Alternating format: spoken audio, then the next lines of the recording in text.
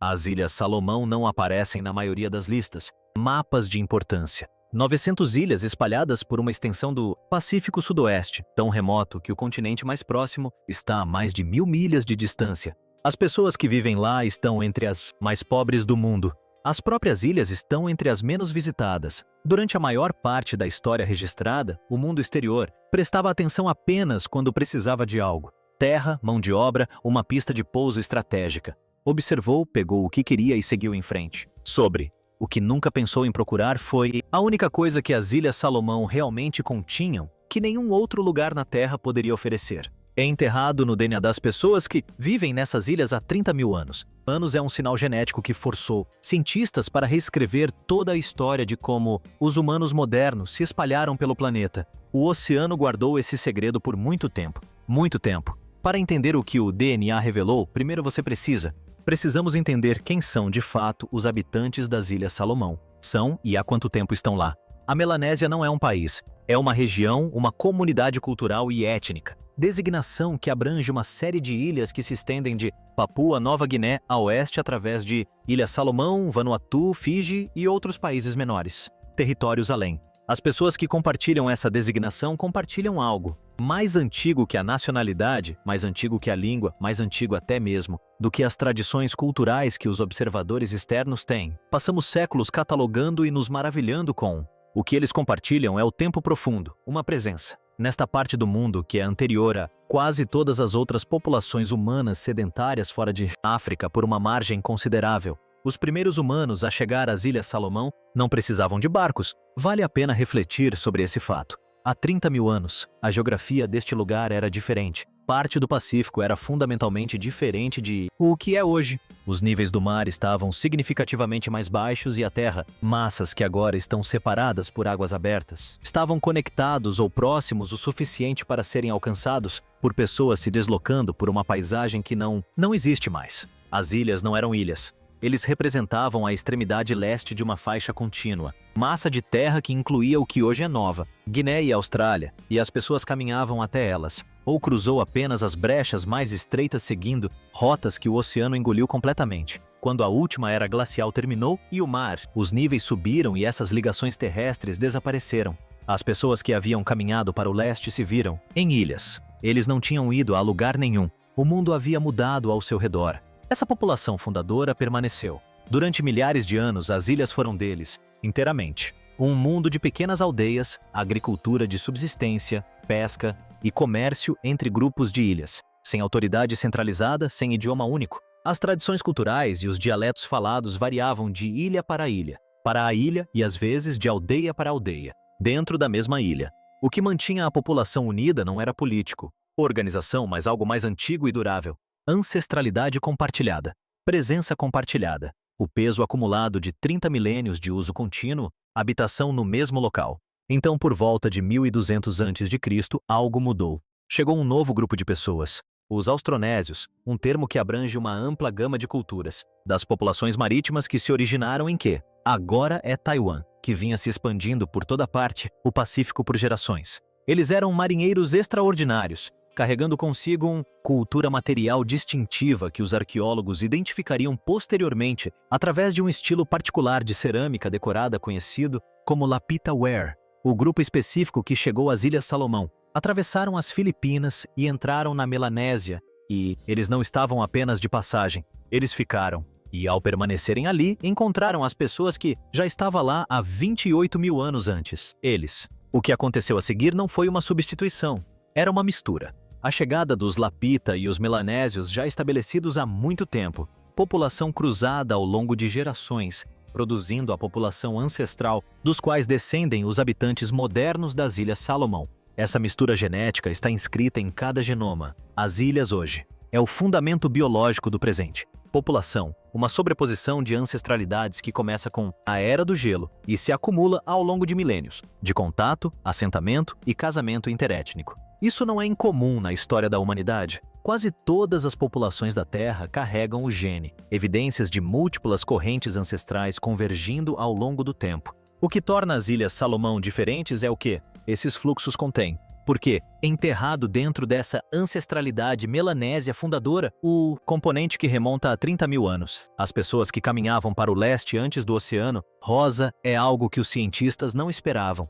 Encontrar algo que não aparece nem sequer próximo do mesmo nível em qualquer outra população na Terra. E quando o DNA antigo finalmente forneceu aos pesquisadores as ferramentas para ver isso claramente, as implicações alcançadas, muito além destas ilhas, a anomalia estava presente nos dados. Por anos antes que alguém entendesse completamente o que eles estavam olhando para, quando os geneticistas começaram a mapear a diversidade da população humana em todo o mundo, no Pacífico, as Ilhas Salomão continuaram produzindo números, que não se alinhava com o modelo padrão não. Ligeiramente fora do padrão, genuinamente, visivelmente diferente de alguma forma. Isso exigia uma explicação.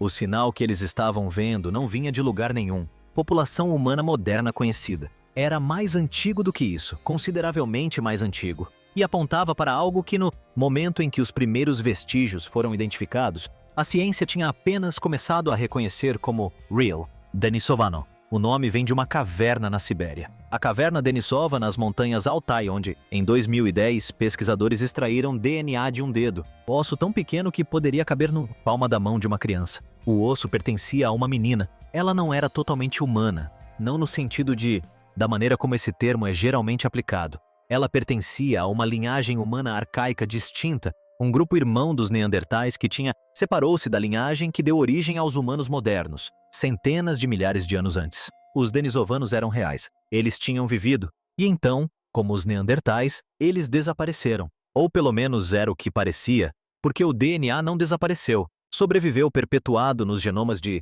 humanos modernos que se miscigenaram com populações denisovanas antes que essas populações desaparecessem do registro fóssil. Nas populações europeias e asiáticas, o sinal denisovano é fraco, uma fração de 1%, quase imperceptível, detectável em meio ao contexto mais amplo da humanidade moderna. A ascendência, nas Ilhas Salomão e em toda a Melanésia, mas, de forma geral, o sinal não é nada fraco. É a maior concentração de ascendência denisovana encontrados em qualquer lugar da Terra, funcionando em níveis que tornaram as conclusões iniciais difíceis de aceitar e impossível ignorar. O que a análise de DNA antigo estabeleceu com crescente a precisão, à medida que a tecnologia de sequenciamento melhorou, é que isto não se trata de ruído de fundo residual. Não é um eco fraco de algo distante, contato incidental.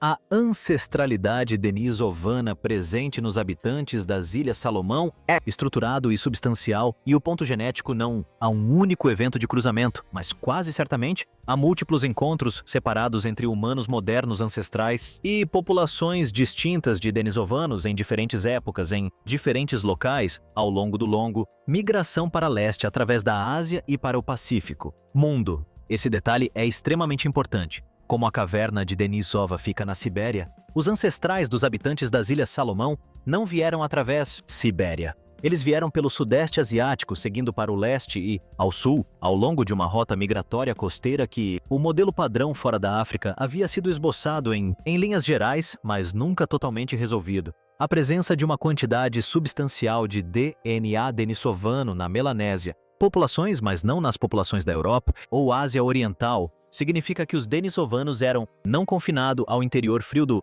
continente eurasiático. Existia pelo menos uma outra população denisovana, geograficamente separada da siberiana, vivendo em algum lugar, no sudeste asiático ou nas ilhas imediatamente adjacentes. Se o leste, os humanos modernos que transitavam por aquela região se depararam com eles. Eles se cruzaram e o registro biológico daqueles encontros sobreviveu. Os genomas das pessoas que agora vivem em ilhas são algo que a maior parte do mundo nunca imaginou.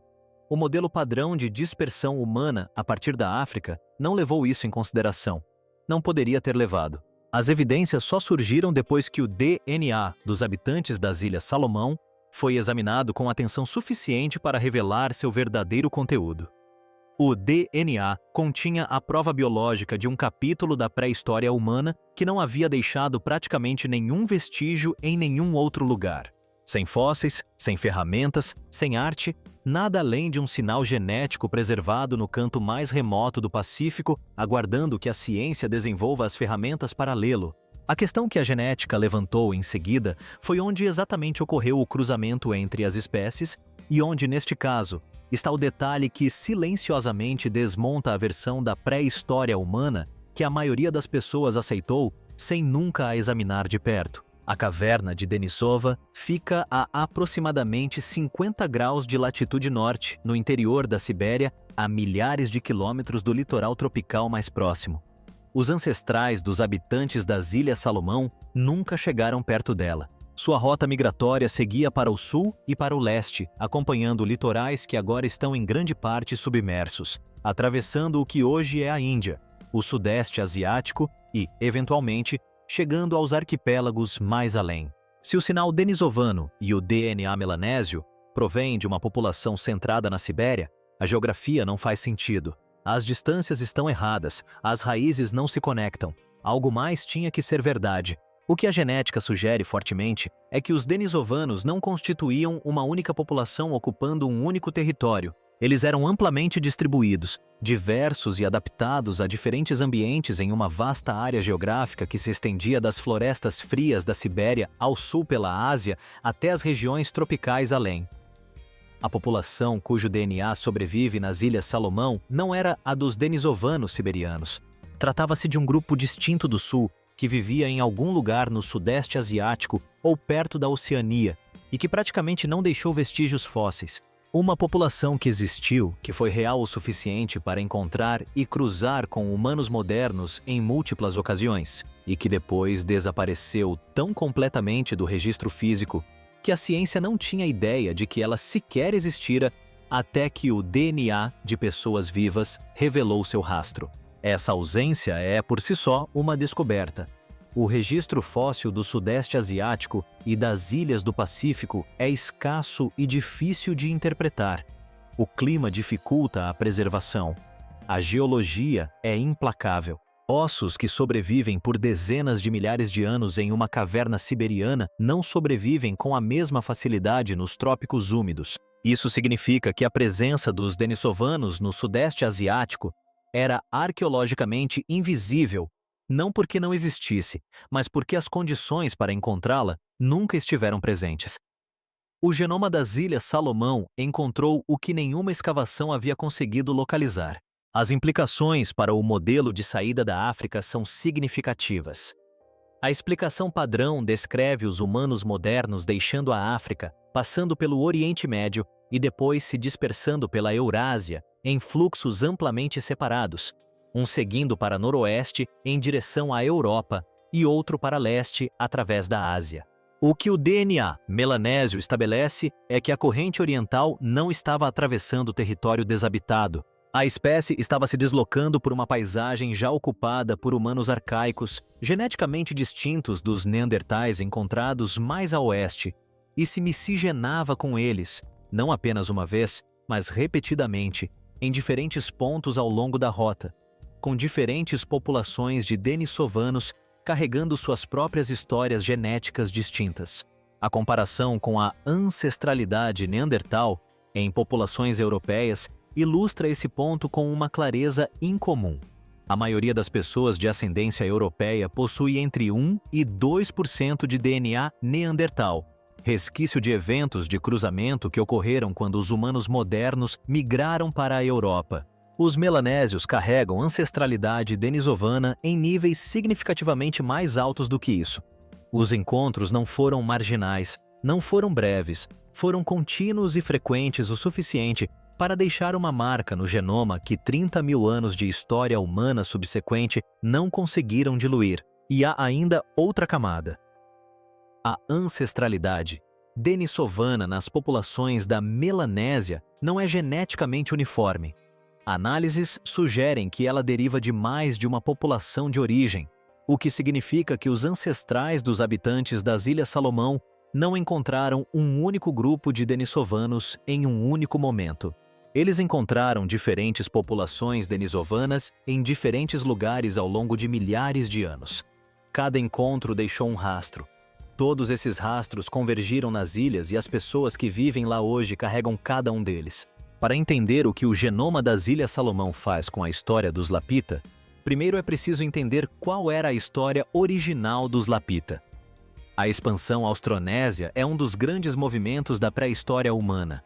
Há cerca de 4.000 anos, em Taiwan, populações de marinheiros habilidosos começaram a migrar pelas Filipinas para a Indonésia, através das ilhas da Melanésia e, eventualmente, para o remoto Pacífico.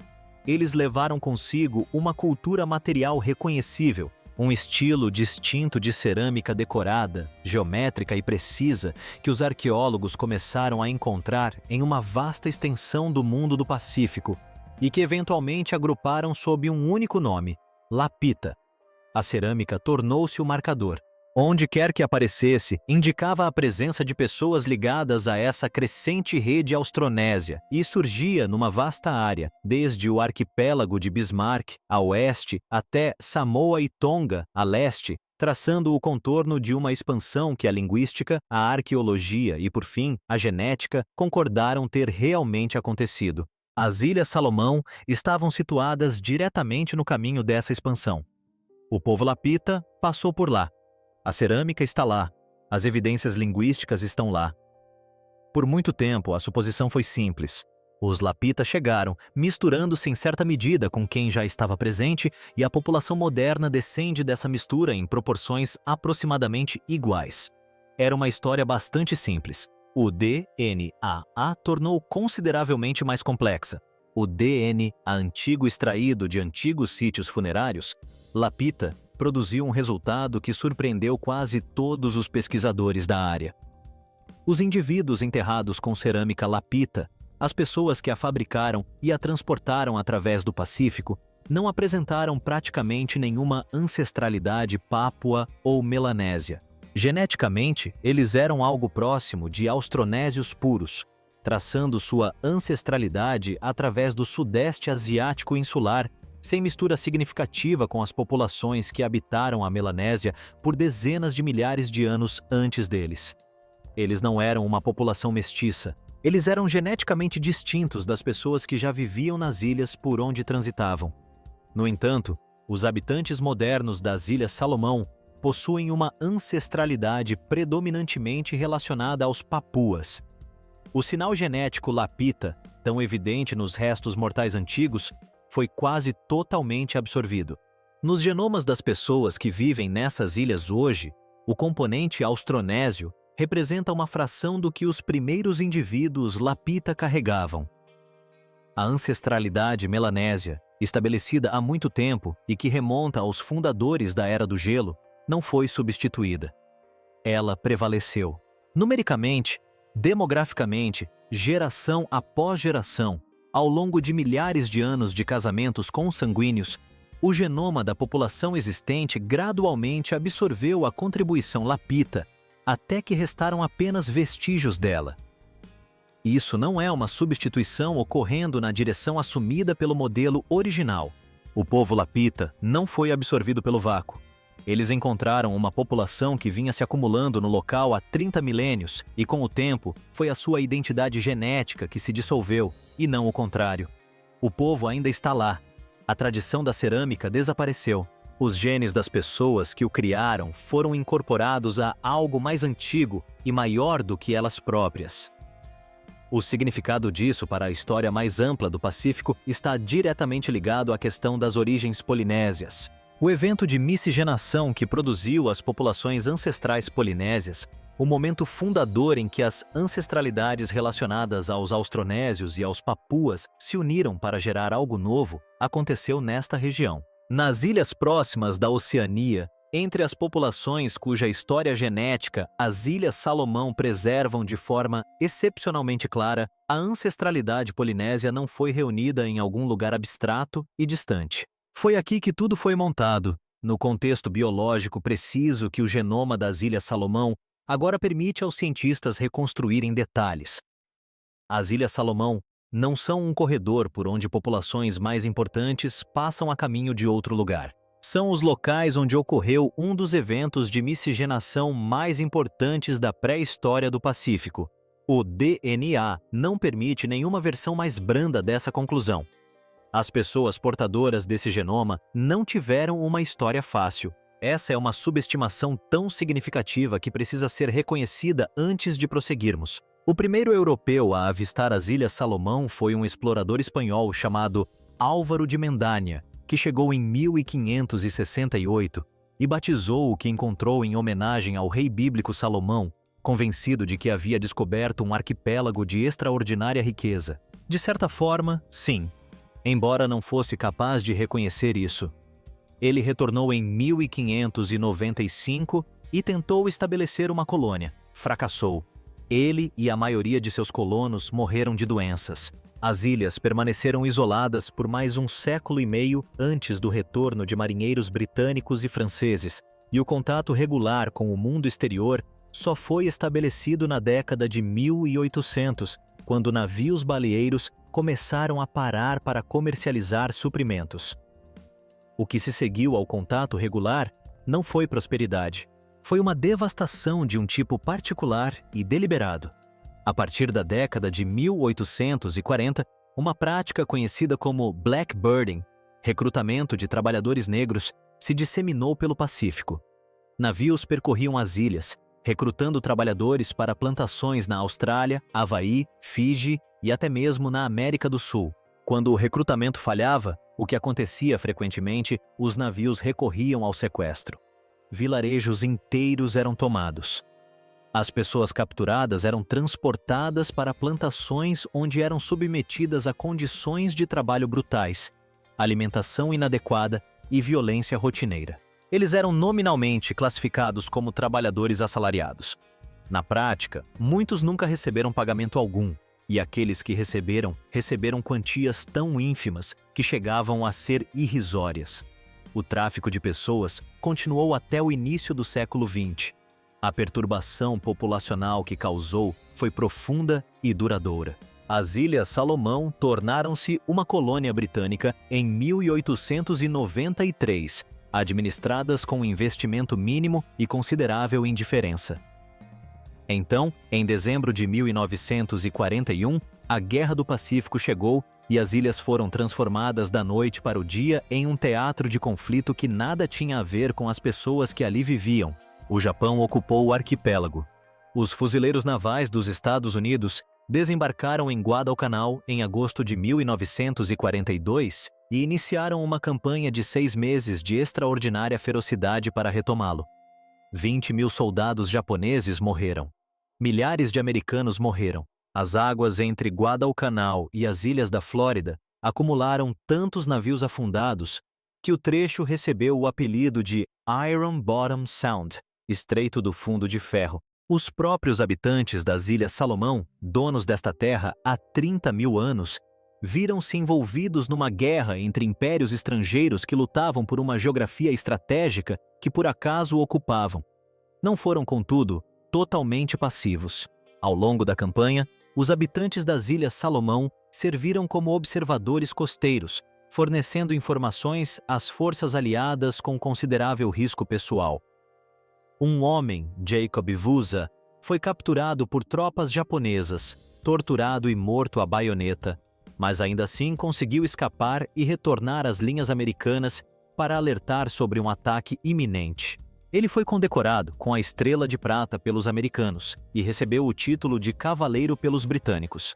Durante décadas, contribuições como a dele foram minimizadas ou completamente ignoradas pelos historiadores que escreveram os registros oficiais da guerra.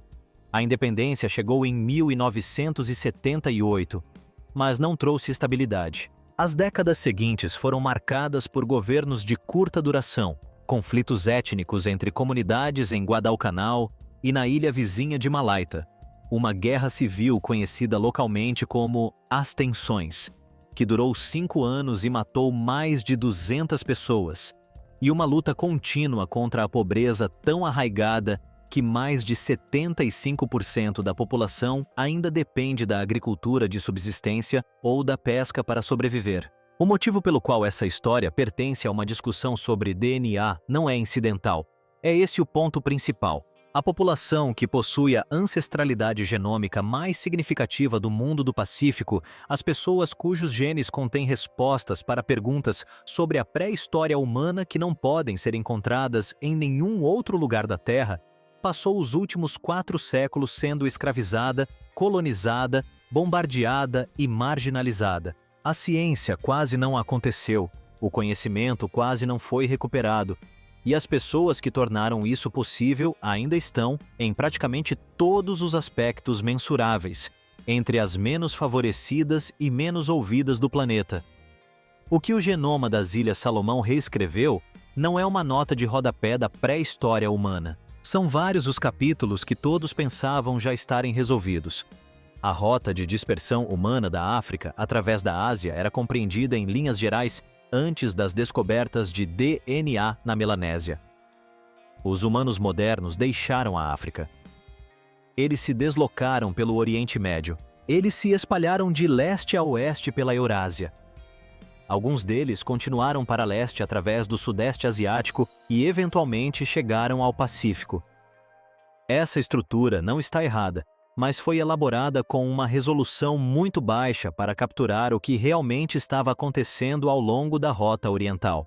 E o Genoma das Ilhas Salomão forçou um aumento significativo nessa resolução. A migração não ocorreu através do espaço vazio, estava se deslocando por uma paisagem ocupada por populações humanas arcaicas com as quais os humanos modernos conviveram e se reproduziram ao longo de milhares de anos e múltiplos eventos distintos. O mapa de dispersão padrão não tinha espaço para isso. O DNA exige essa informação. O número e a localização dos eventos de cruzamento entre os denisovanos foram revisados para cima à medida que a tecnologia de sequenciamento melhorou e mais genomas foram analisados. O quadro que emergiu não é o de um único encontro ancestral em um único ponto no tempo e no espaço. Trata-se de uma série de contatos com populações denisovanas geneticamente distintas em diferentes locais ao longo da rota migratória oriental, cada uma deixando sua própria contribuição rastreável no genoma melanésio. As Ilhas Salomão não preservaram apenas evidências de um capítulo perdido, eles preservaram evidências de vários fatores. A base genética da expansão lapita e as origens da ancestralidade polinésia foram substancialmente revisadas. Os primeiros indivíduos lapita não constituíam a população mista assumida pelo modelo padrão. A miscigenação ocorreu após a chegada deles à Oceania, quando os recém-chegados austronésios e as populações melanésias já estabelecidas passaram gerações em proximidade, produzindo algo que nenhuma das duas ancestralidades possuía isoladamente. Essa mistura tornou-se a população fundadora para o povoamento da remota Polinésia. O Genoma das Ilhas Salomão é o registro mais claro que sobreviveu do contexto biológico em que esse evento fundador ocorreu. Nenhuma dessas revisões é abstrata. Elas existem dentro de pessoas vivas. Os 700 mil habitantes das Ilhas Salomão carregam hoje em seu DNA um arquivo biológico que nenhuma outra população na Terra possui da mesma forma. A ancestralidade denisovana está lá. O profundo sinal fundador melanésio está lá. Os traços da mistura lapita estão lá. 30 mil anos de presença humana contínua em um dos ambientes mais remotos e exigentes do planeta, registrados não em pedra ou cerâmica, mas no genoma de uma população viva, disponível para a ciência porque essas pessoas sobreviveram a tudo o que lhes foi feito e permaneceram. A presença geopolítica convive de forma desconfortável com esse fato. As Ilhas Salomão encontram-se hoje entre os interesses estratégicos australianos e a crescente influência chinesa, tendo o governo assinado um pacto de segurança com Pequim em 2022 que alarmou consideravelmente seus parceiros ocidentais tradicionais. A economia continua entre as mais frágeis do planeta. A infraestrutura é inadequada. O acesso à água potável não é garantido em grande parte do país. As ilhas estão expostas a terremotos, tsunamis e ciclones com uma frequência que até mesmo uma nação com mais recursos teria dificuldade em suportar. O argumento tácito da ciência, apresentado de forma clara e objetiva, é o seguinte: as Ilhas Salomão não são uma preocupação periférica. Não são um detalhe insignificante no panorama geopolítico do Pacífico, nem uma nota de rodapé humanitária a ser abordada quando questões mais urgentes o permitirem. Eles abrigam o mais importante arquivo genético humano ainda existente no mundo do Pacífico. As pessoas que vivem lá não são remanescentes de uma história que aconteceu em outro lugar. Elas são a própria história. E o mundo está apenas começando, muito tarde e com uma dívida considerável já acumulada a entender o que isso significa. As Ilhas Salomão ainda estão lá, remotas, belas, em grande parte desconhecidas para o mundo, que repetidamente encontrou razões para desejá-las sem nunca tê-las visto de verdade. 900 ilhas situadas em uma extensão de oceano tão vasta que as distâncias desaparecem, tornando-se incompreensíveis para uma mente que tenta processá-las. Os habitantes daquela região chegaram há 30 mil anos, antes que o mar subisse e transformasse em ilhas as terras que atravessavam. Eles encontraram humanos arcaicos, cuja existência a ciência mal suspeitava. Absorveram uma onda de colonizadores austronésios e, ao fazê-lo, ajudaram a reunir a ancestralidade que viria a povoar todo o Pacífico Oriental. Eles sobreviveram à colonização, à escravidão e a uma guerra mundial travada em suas costas por pessoas que não tinham nenhum interesse particular neles. E, apesar de tudo isso, carregaram algo insubstituível dentro de si. O oceano guardou o segredo. O DNA o preservou. O povo nunca partiu.